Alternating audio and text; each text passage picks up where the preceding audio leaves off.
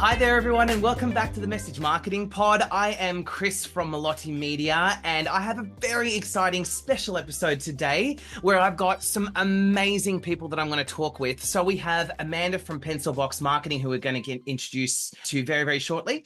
And we've got Tom from The Purpose Group. So this episode is going to be on social media and what socials to use for what brand, in what context, what industry. We're going to throw in because it's a bit of an unusual area. But before we get started, Amanda, would you like to introduce yourself? Hi, Chris. Thanks for having me today. And hi, Tom. Yeah, Amanda, the founder of Pencil Box Marketing.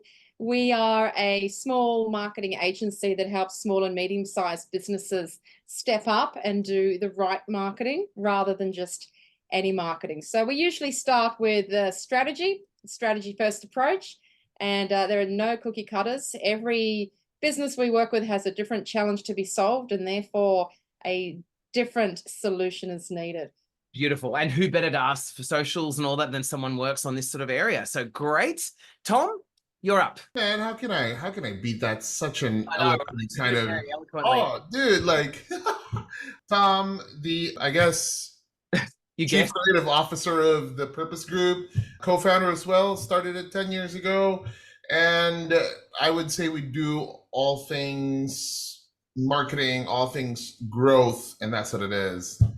That's it. Is that enough? Perfect. Or Perfect. Everyone's should I- got the background now. So we're going to have people listening and watching this. So let's crack this topic, right? Where social media, it's become this huge enigma, right? It's this whole thing. There's so many platforms out there from well-known, right? We've got like Twitter, X now, and we've got some of the more hidden ones like Twitch, and we've got Reddit and some of these other platforms. So let's just talk, right? Let's just start. Where are we seeing socials really excel? What aren't we seeing? Let's just throw in, Tom, do you want to start where, what are you using? What are you finding your clients are using? Let's shed some light. All right. Personally, and I waste a lot of time on Instagram Reels. Lose them. Yeah. I guess it's quick entertainment, and it's not as messy as TikTok. I'd say it's not as cluttered as TikTok. Clients. Yes. I would say it depends, I will say that most of the B2B that we work with are always on LinkedIn. Yeah. LinkedIn. Most of the retail, Facebook, Instagram. That's what I'm seeing. But some of them, a lot of traditional businesses still do not rely on social media, and their businesses stay afloat. And when they ask me the question, do I even really need to be on social media at all? I just say, yes, it's important, because it's not just being on social media, it's being on the internet. That's what I we're agree. talking about. Hello, right? And actually, that's something that my team, right, we post regularly on many different platforms.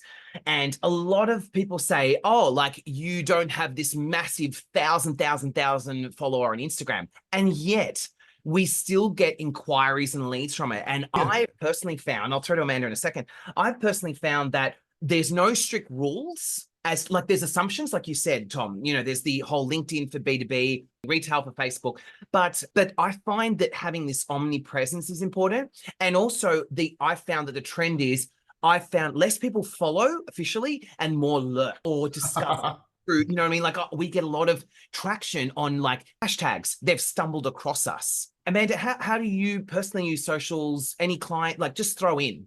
Oh, really interesting. So from a personal perspective, I have found that the older I get, to be honest, the less I am on Facebook and Instagram, because I start finding it a bit fake. I also find it a very cluttered environment. And, platforms like Facebook for me was the yellow pages of staying on top of what my friends were doing. Yes. Now it's just a string Now of it's everything. So it's kind of lost value for me in that sense. That said, in terms of the businesses that I've been working with, most of them are B2B. What I find with small businesses is that they have an over reliance on Facebook and Instagram because it's the only thing that they feel they know how to do and that they can DIY. And LinkedIn is a sort of enigma, and they're not sure what to do, or their target audience isn't on LinkedIn. That's a great insight. Yeah, but then a lot of other clients, their audience is on LinkedIn, and so therefore I'm more likely to work with that as a platform. I also find with B2B, it's fairly clean cut. I mean, if your audience is there, then you need to find a nice way to reach them and add value, and you know, and have them in your ecosystem like they are a guest. I think that's important because, like you said, like, you know, there's a mixture here. And actually, Amanda, you touched on something with Instagram. It is becoming, I actually didn't realize the algorithm had changed recently on Instagram, where if you look through your feed now, none of your friends come up anymore. So if you, like, I didn't even notice that changed. If you scroll now and you open Instagram, for everyone listening, watching, scroll through just the feed, right? And in the past, you used to have friend, add, friend, add. Now it's literally meme. There's actually no friend content that comes up anymore. And it's moved to stories. So these are insights that as businesses, we need to be paying attention to, because people are now not passively getting your content. They're actually having to search for it, which is a game changer for the way you market with Instagram, if you think about it that way. I mean, question for a question, right? Question for a question. Like, where should you be on social media? 100%, because you need to be on the internet. And social media is quick and dirty. You know what I mean? Like, just get in there and like do your thing. Dirty, I love it. Yeah. Right? Yeah, but if the question was which platform should I be on, it's a totally different question. And I think that shouldn't be the question you're asking. What you should be asking is, where the heck are my customers? Where are they hanging out? That's where you should be, right? I mean, why would you be on LinkedIn if everybody that you're selling to or trying to transact with is on Facebook? I mean, and I agree with that, Tom. But then again, at the same time, like, you're right, basic marketing 101, right? But at the same time now, I'm finding that people are more digitally native to all platforms now. Like, if you think, look, open your phone, right? Most people have Facebook, Instagram, LinkedIn as standard. I'm not saying every single person, but like years ago, it used to be my audience is on Facebook, I need to be there. But now I'm finding that people naturally scroll so many different platforms, and they're omnipresent. They are omnipresent. Yeah. Isn't it funny? Yeah. Like, As a bet on that, Chris, I think it comes down to the mindset of the user at the time that they are on a different platform. So from my perspective, if there is communication going out through LinkedIn, a person generally, being a more professional type of platform, is in a business frame of mind. Now, it's not to say that same person who might be a company director isn't scrolling through his or her Facebook whilst the kids play footy on a Saturday, but are they in the frame of mind to receive the communication that you're offering? And they may or they may not be. And number one. And number two, my second point is it also comes down to resource. So I've met a lot of businesses where social media runs them. They don't run social media, and it creates an immense amount of stress because they feel they need to be omnipresent, but they're not resourced to be omnipresent. Maybe need to make some choiceful decisions and start with one platform and do something really well rather than spreading thinly and meaning nothing to anybody. I think what we're all three of us are saying is it starts with a strategy, right? And that's the truth, right? So if everyone listening and watching right now, it's not that whole cliche. Like, I know someone probably went, oh God, the three of them came up with strategy, right? But what I mean, and what I think we all mean by strategy is it's not done willy-nilly. Right. So you don't go, here's the environment of socials, let's just try. Like, I think what we're saying here is, like Tom was sort of started to say, was look at my audience. And what Amanda was saying is look at where what corresponds with your resources and decide, okay, I'm in this particular platform. Let's try Facebook and give it a go. And then once Facebook starts to go and you've got this momentum, maybe it is moving on to the next thing and thinking about what it is. Yeah, but I fully agree with that.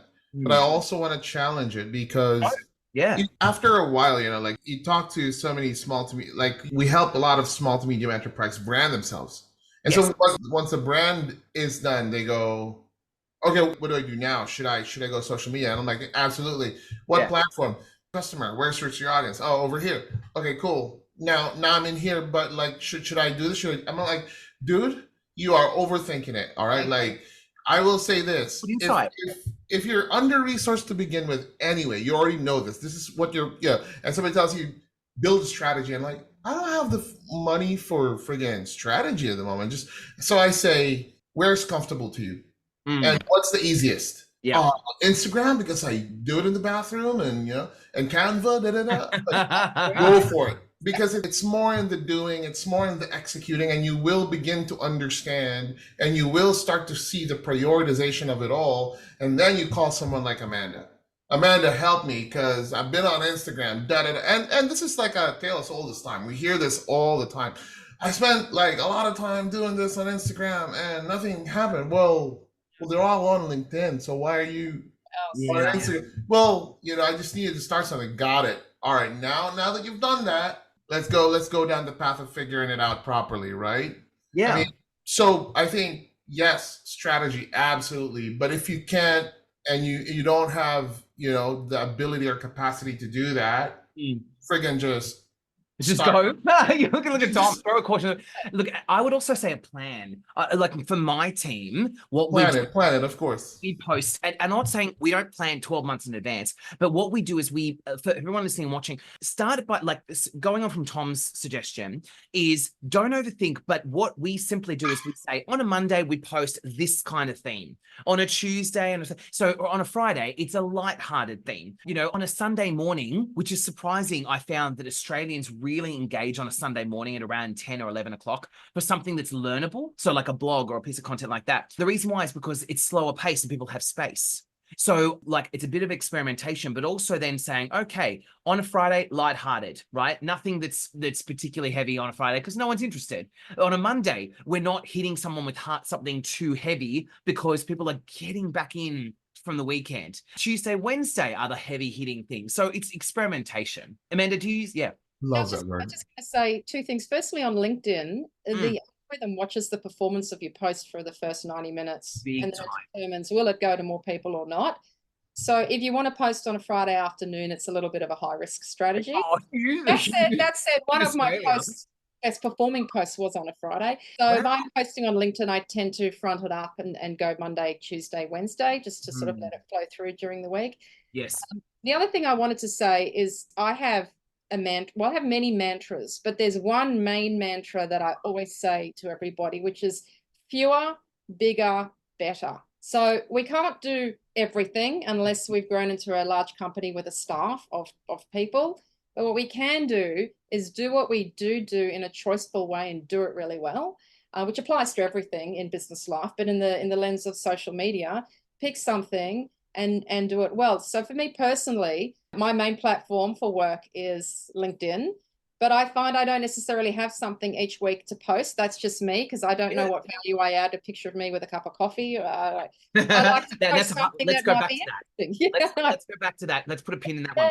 Sorry. Yeah. So my posting might be a bit irregular, but I know that when I do post, it counts, and I end up around the traps getting feedback from each post as well. So I'm taking sort of the slow burn with fewer, bigger, better. I love that. And let's circle back because people are probably asking and thinking right now, listening to this episode, thinking, what do I post? Now, what you've raised, Amanda, is a really good point. Do I post a photo of me with a cup of coffee and some insight? It's a really hard one. And you know what? I'm going to be honest, I don't have the answer. And the reason why is because it's so erratic. Like, for instance, sometimes the biggest ranking ones I have, the ones that get the most momentum, is a blog post that's topical right now, right? Perfect. So other times I'll post a random photo going, here's me presenting at an event, or here's a testimonial, and the traction goes through the roof. Then other times it's like that tall poppy syndrome kicks in Australia, where they go, oh, here's another testimonial about his amazingness, right? And so there's no rhyme or reason. And sometimes for me, I look at the post and I go, oh, there's that person again with a cup of coffee. And I'm like, it doesn't resonate with me, but then it resonates with it. So it's so hard.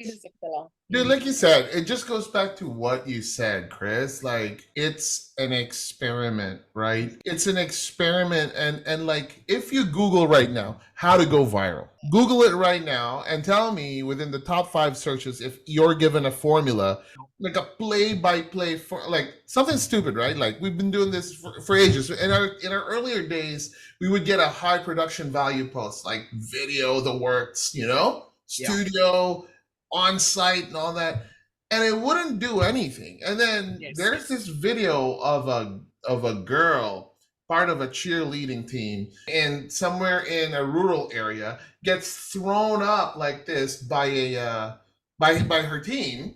A really bad video as well. And then she reaches out and grabs a mango from the tree as she kind of does like a little, like whatever it is that you call in cheerleading, right? Somersault. Yeah. And she gets caught by the team, and they're like, yeah, I'm like, And then what? with 1 million views. Millions, and I'm like, we just spent like 50,000 on that one little like video. Nothing happened. Oh Lord. And I don't want everyone to feel discouraged, because people are probably listening to this going, all right, well then Tom said don't spend money on it. Like there's no hard cost. I think what it is two things: is consistency and customer value. It's like, it's not just posting as a business. It's not just posting random things and going, oh, that didn't work with me on the beach, right? But what it is maybe making sure that it gravitates around the value and the positioning that your business has for your customers, but also consistency. I think that's what it is. Yeah, it's understanding what's valuable to the audience, right? We took a shot, we built something beautiful. It didn't resonate. But this whole like basic video of a person getting a piece of mango doing a flying in the air thing, did it for a lot of people. And so it's also about like, what is it about? Like I go back to what Amanda was saying, like it depends on the readiness of the audience to take your content as well, because I would never look at LinkedIn when I'm lying in bed just trying to fall asleep, right? You'd never. You don't? Oh, God, Oh, no. please. Oh, come on. Are you saying that you don't listen to you don't watch inspirational quote after inspirational quote and go to sleep? Oh, no. No, it stimulates you, You're You're ready. trying to relax, And so, it's like you do LinkedIn kind of mid-morning situation. You've had your coffee, you're ready to kind of just what's going on, kind of like the news. But yeah, like it's all, first of all, an experiment, which means it's a process of elimination, right? Yeah. Second, you experiment for the reason that you want to understand your customer and your audience more as to what they value, so that you can get that tone, that tune, and you just keep playing that, keep playing it. Yeah. I would say, and I know we're talking about LinkedIn quite a lot, but LinkedIn released a report late last year, the State of Play. I think that's what it was called. And about, give or take, 70% of people on LinkedIn are called the silent majority. They're passive users. They only use LinkedIn when they're looking for a job. They might just look on LinkedIn, but they don't engage with anything. And, that's a global statistic, so it might be a little bit different for Australia. And so for me on LinkedIn, it's about finding your voice, finding the right voice. And I think it's about authenticity as well. We get quite used to seeing lots of sort of situations or types of posts, and they become really vanilla. Yes. And like I said, with the picture of the coffee cup thing, it's the filler. It's like a meme. It's like getting a plate of food and it's mostly made up of French fries, right? It's a filler. I love it, Amanda. That was great. No, but you're right. Nice filler, yummy. Yeah, and so really, it's back to being authentic and adding value on that particular platform. And I feel like LinkedIn's a little more slow moving versus your Facebook and Instagrams and other types of apps where it's just fast paced, and some people are posting multiple times a day, and they're somehow posting very entertaining or edutainment type posts as well, and that holds a value. And I that's what I try and do. Like, I'll be honest, the way I do it, and just so for practical reasons for everyone listening and watching, is I have a team, right? So I'm not going to lie, I have a team that help me with this. And what we do is like I said, we've got a Monday to Saturday, Sunday playbook where there's nothing set in stone. It's just there's a, Monday we do something particular, Tuesday we do something particular, and so forth. What I do is my team do these posts in advance, so they're ready to go when we post them. We have certain time frames that we post them on. We change them per platform slightly. I'm not talking majorly, but slightly. And what we do is they will send me ideas and drafts, and on the fly, I check them. So they will say, for instance, Chris, we got a testimonial from a great client. Is this something that we want to post on this day? And I'll say, absolutely. I think this is a really good one. Let's post this.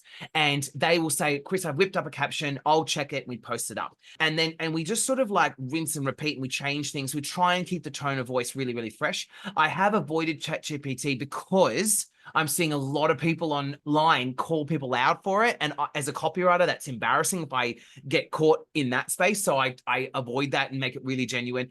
But I do have a team that help. And like Amanda said, I also want to reiterate, it is called social media, which means the whole idea I found is if you post and run, you're never going to get good traction from it, right? I find that you have to post and get involved. So my whole team jump on it for half an hour in the morning and half an hour in the afternoon, and we all participate over all of our platforms. Now, the insight here, not only does it help the algorithms, but it also helps my team, because my team get to directly see what's happening in the space, and they love that. So like they get to see who's posting, what they're posting about, what's happening. So I'm just sharing what I do. I find that participating, getting your team involved really does help. If you get asked, like, what's the guideline, right? How do I do this? Like, I'm totally new. I always just say, like, imagine social media to be a long running dinner party. And so what you wouldn't do in a dinner party, don't do it. And what you would do on a dinner party, go do it, right? Like, you wouldn't come up to me and sell me Tupperware at a dinner party. You wouldn't be like, hey, do you have insurance, Tom? You'd be like, hey, Tom, how are you doing? Yeah, do you get in a lot of trouble a lot, Tom? Yeah.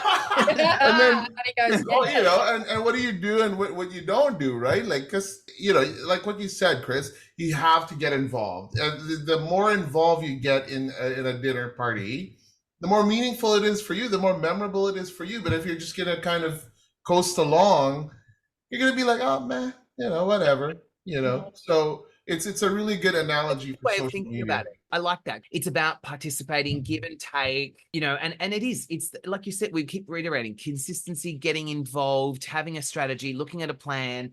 Don't overthink things. You know, is there like we talked about like what socials to use where? Like we've sort of covered a little bit where we've got a B2B thing. I know that there's a new one called BOA, which is for entrepreneur to entrepreneur. So it's not like LinkedIn, but it's more B2B, entrepreneur to entrepreneur. So business owners, that's quite a good one that I've done a lot of involvement in, and that I've had a lot of success in that space. So just for people who haven't seen that one, is a good one. X isn't really that, like formerly known as Twitter, isn't that big in Australia. I don't know. What are your guys' opinion on X, Twitter? I haven't got one. I've never actually used Yeah, it. and that's fair. I don't think in Australia we use it that much, to be honest. Like, Tom, do you find that? Like, you work internationally as well. Do you find? Yeah, Twitter is news, you know, it's where like news and news bites. X is news and news bites, and like if you're extremely popular, marketing, you know, marketing. Yeah, so it's a little like Gary V kind of style. You need to be or Frito-Lay or Nike. You know, when you say something on X and you're Nike, it could be like it could be 10 words and people are going to be like, oh my god, Yeah. Nike, oh my god. Well, Musk, he changes the entire stock market by saying, oh, I like this. Yeah. He'll say, oh, I like this particular product, and you know. But SME, you go on Twitter and you're like, That's a good hello. Like people are going to go, hello, who's this guy, you know? But if you go on, let's say, Instagram Reels, where it's open, like whatever you do is presented to everybody else, then it makes a lot of sense. So to me, and this is just my personal opinion of it all. I'm not a prophet of X, but like that's what I see, and I'm hardly ever on it, and most of the clients I work with are not on it either. Maybe it's a different market, maybe, you know. So that's what I'll say about X. Yeah. What are the others? So we covered Facebook. Facebook's good for like in general, e-com. And you know what? Amanda said something fantastic, which is it's mindset, right? So the people on Facebook are in a very different mindset to LinkedIn. So even if it's the same person, Amanda was right. When you click LinkedIn, you are going, oh, I'm here to learn. I'm here to be inspired. I'm here to look for new jobs. Like you're in a business mindset. Whereas Facebook, you're scrolling, you know, watching your kids playing sport. There's a very different mindset. So Amanda, like, do you want to build on that? I think that was good insight. You're like, I've said what I heard. She's like, Chris, I won't repeat myself. But yeah, I'm just going through my phone here.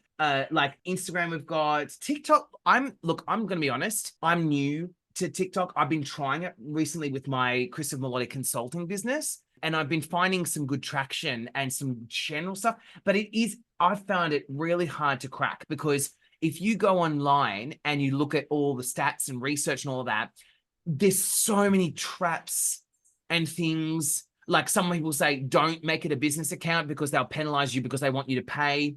Then you get some people that say, no, a business account gets more cut through. And then they'll say your profile is capped when you're new. It's so hard to navigate. Has anyone tried TikTok here? Oh, you know what? I've gone on it just to waste a few hours, but I only did that once because for me, I thought I've got more productive things to do with my time, to be honest. How dare you, Amanda? No, I agree. That being said, I have worked in the toy industry. Now, for reaching a particular demographic through influencers that you have quietly paid to create their TikTok videos using the new toy that's coming out, etc., as part of a broader marketing plan, then it works. It's a fascinating space, isn't it? Because like Tom said, when I go into TikTok, it seems very cluttered. It's like boom, you know, as soon as you open it, it's loud sounds and it's big and it's bright and it's shining. And it's also, like I said, as a creator, it's also confusing because I got told, oh, keep the video short. People want short and sharp. But when you go into TikTok, it actually comes up with a pop-up saying create longer than 3 minutes because that's what gets the most traction. Yeah. So you can see why it's incredibly confusing. But like you said, Amanda, getting it on certain industries, it definitely has a leg up on toy industry, influence industry, skincare. Comes back to your target audience again, right? Yeah. And the demos are younger thanks to COVID. That app's, you know, had a very successful story. Yeah. And it's no longer, and the thing I want to clarify with TikTok, it's no longer just the dancers, right? Some brands are down here because they go, oh, what are we going to do? Dance? I'm like, but it's not. Like, there's a lot of infomercials and tips on TikTok that are huge. So there's categories on TikTok. Yeah. Sorry, Amanda. I will say, in terms of brand advertising on TikTok, one of the challenges for brands is how they can come across in a way that looks native to that platform, rather than coming across as some kind of paid brand video. And I don't know what the latest stats are, but that's very important because everyone can pick an ad pretty quick. Now, one brand that does things really well, and this being said, I don't know if they're on TikTok, they are prolific on Instagram and not sponsored, but the brand Budgie Smuggler. If you check out Budgie Smuggler on Instagram, and now this week I noticed that they've got a collab going with Arnott's Shapes, and the stuff they do is brilliant. But the way that they've integrated the Arnott's Shapes collab is it looks completely native. It's not in your face, even when they eat some shapes. It just looks kind of cool. It makes me want to go and buy shapes. Yeah. And that's tick for them. But I think what you said, Amanda, is you've nailed it because it's a tricky balance. On these platforms like the Instagram Reels and the TikToks and all, it's fast-paced and it is very highly scrutinized. It doesn't have to be professional looking, but I find that it's very highly scrutinized by the people who are watching. So like you said, Amanda, if it comes across as too corporate or businessy, people immediately go next. But the other side of that is, if it's too native, the question I'm asking everyone here is, is it a waste of resources anyway? Because I'm not saying for Budgie Smugglers, because they're probably doing quite well because it's really big brand awareness. But what happens if you're a legal firm or something like that makes it too native and therefore people go, they're funny, but I'd never use them? Yes, that is the risk. That is absolutely the risk. But like, it goes back to audience and brand, because I have seen accounting TikTok, finance TikTok. I mean, they put out really, really great, really insightful. But are they going to be the consultants you'll hire, or are they actually doing this as a business and this is their main kind of revenue stream where they don't have to be so serious? You know what I mean? They don't have to look so credible. It's more about sharing what you know and sharing the insight in a really funny, entertaining way. But for example, I know this guy, Stanley, plugging him, Stanley of The Attention Seeker, TikTok specialist. I'm telling you, mechanic, right? Their agency moved from LinkedIn to TikTok because he just kind of acts like a douche in the office, and then the employees kind of rip on him. This is the TikTok that they do, and some of them work, some of them don't. But the moment they find something that works, they double down, and they're over 11 million something on TikTok. And do they get like leads and things from it? They get leads, they get hires because they use it to recruit. But the thing is, that's also what they do, and that's also what they sell. So they have. So it's very aligned. So it's very aligned. But like, for example, Melodic Media, I can't imagine you clowning on TikTok and stuff. But Have you seen it? No, no. but you no. let's not hold our breath. But like I'm saying, you have to put careful thought and consideration as to what you're going to put out in between the line of entertainment and being credible. You know what I mean? Being an authority in the space that you're in, or else out the window. You know, it's high risk like that. And that's So go on, sorry. how you can maybe be humorous without being seen as the clown. And it is tricky because I work with the social That's media. hard. It is because I've worked with the social media agency, right? And she said it's funny. One of her other brands that she was working with has like 500 times the amount of followers that I've got, and yet I'm making an ROI more than they are, right? And so, and I only have like, I don't know, 3,000 followers on Milwaukee Media approximately, right? And so this is, again, it comes back to it, is that she actually said to me, the social media agency, she said, oh, Chris, some of your stuff seems a little bit too businessy. But then I said to her, but it works because I'm positioning myself, and sure, I might not have 11 million followers, but for my business, it's working. So I want to also reiterate that it's not just about, oh, I've got a huge following, because there's people there that have huge followings that get zero. And so there's a term for that, right? yeah. In the world of advertising. So everyone talks about reach. You've got to have broad reach, right? But in the land of consumer goods, that's all great because you're advertising to the main grocery buyer aged 18 to 64 years old, and everyone, needs tomato sauce in the pantry. Yeah. But the next layer down is effective reach. Yes. So you might have, a person might have their, 20,000 followers. And the same applies on a LinkedIn platform as well. Lots of followers, lots of connections, but are they effective reach? Because it's through those that are the right eyeballs where you can then have a high probability of driving, of creating a prospect and nurturing through into a lead. Yes. So effective reach.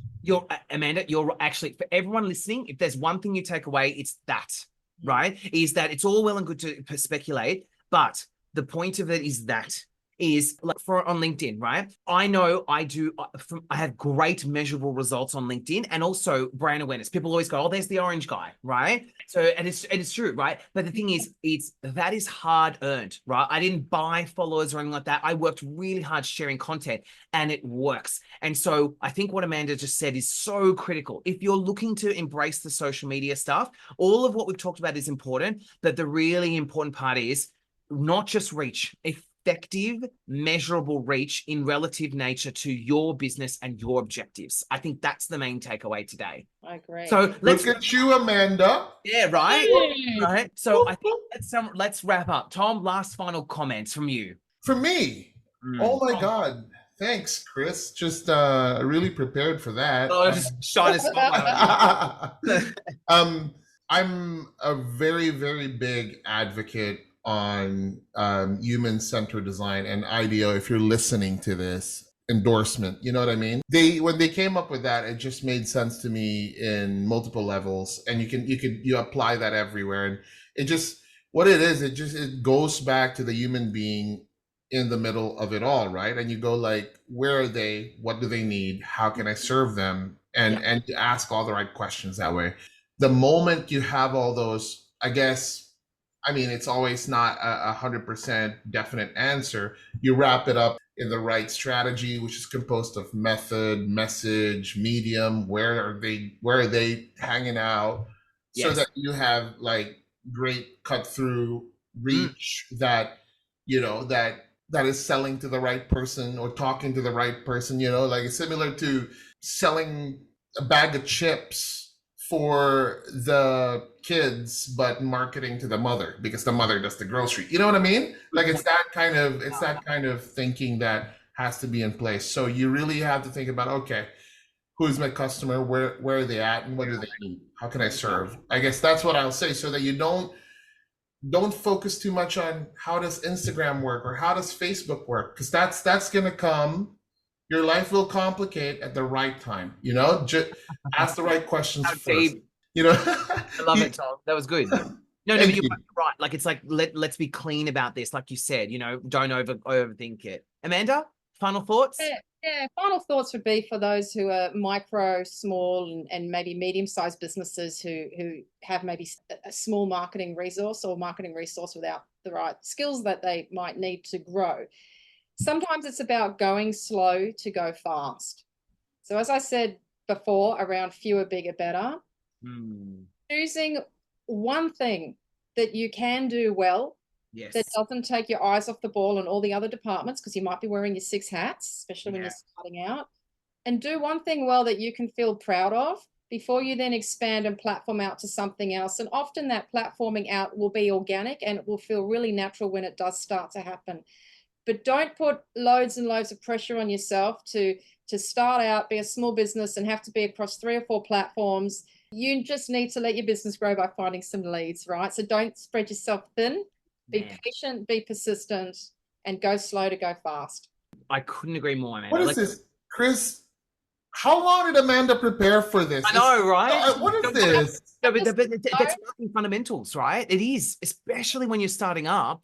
The last thing you want is to go like, this is what I actually did when I started. When I started, I looked at people that had been in the business for 20 years and I compared them to me. And it's so dumb, right? Like, yeah, I couldn't help it because I was looking at it going, they've established here, so I need to go blah, blah, blah, blah, blah, blah. And then I was so spread thin. And I actually wrote a book on this, like my 20 insights for the first 5 years of business. And that's one of the things I said is don't compare yourself because like Amanda said, it's get the first sale, then get the 3rd sale, then the 5th sale, and build out that way. And social media is prime for that. Great insight. Look, for me, I would say I always tell my team when we're posting on socials is always be giving relevant value. So I always say, don't write about us for us, write about what we're offering customers that provide value. So everything we do, it's tips, tricks, sharing articles, providing insights, case studies, tests. Everything we do, it's not saying, hey, we're posting on social media for us. I always say to my team, ask yourself the question, what is my ideal client getting from this post?